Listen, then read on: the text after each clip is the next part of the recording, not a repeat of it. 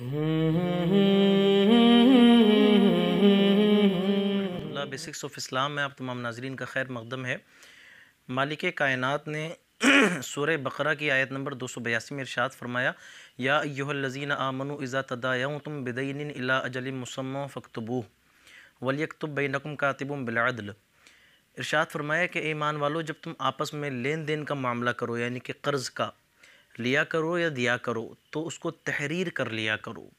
اس کو لکھ لیا کرو، اور جو لکھنے والا ہے نا وہ انصاف کے ساتھ لکھے تمہارے درمیان میں۔ یہ حکم 1450 سال پہلے مالک کائنات نے ارشاد فرمایا۔ اب اس کے اندر ساری باتیں آ جاتی ہیں، پہلے وہ میں باتیں بتاتا ہوں، اس کے بعد اس حکم کا فائدہ کیا ہے وہ سمجھ لیجئے گا۔ باتیں کیا، قرضہ جیسے کہ مال ہی، پیسہ کوئی قرض لے، جتنے بھی لے وہ،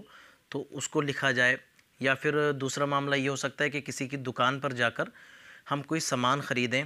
سامان پہلے لے لیں اور کہہ دیں کہ پیسہ بعد میں دیں گے، تو پیسہ وہاں پہ ہمیں تحریر کرنا ہے،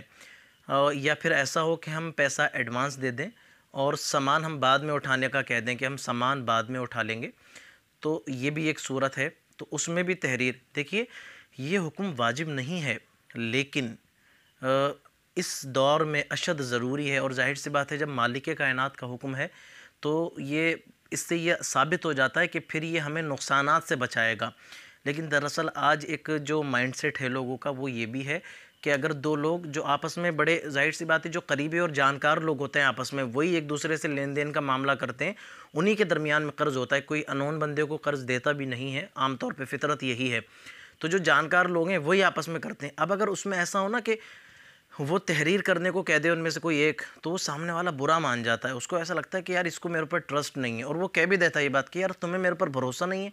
تم لکھنے لکھانے کی باتیں کرنے لگے۔ تو دیکھیے یہ جو لکھنے لکھانے کی باتیں ہیں یہ اس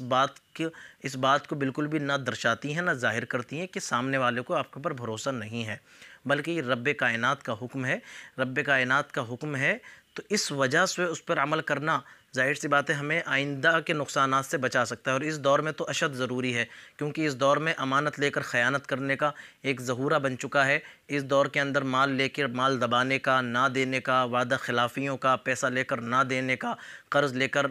نہ دینے کا، اس سے سامنے والے سے تقاضے کروانے کا، یہ ساری چیزیں اس دور کے اندر عام ہو چکی ہیں، تو اس دور میں تو تحریر کرا لینا بہت زیادہ ضروری ہے۔ یاد رکھیے یہ حکم واجب نہیں ہے، یہ اشد ضروری ہے، لیکن اس ٹائم پہ بہتر یہ ہے کہ کروا لیا جائے۔ تو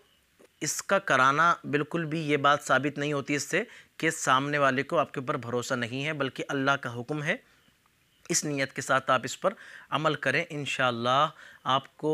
فیوچر کے مستقبل کے نقصانات سے آپ محفوظ رہیں گے۔ اللہ تبارک و تعالی ہمیں اس پر عمل کی توفیق دے۔ وآخر دعوانا ان الحمدللہ رب العالمین۔ صلی علی محمد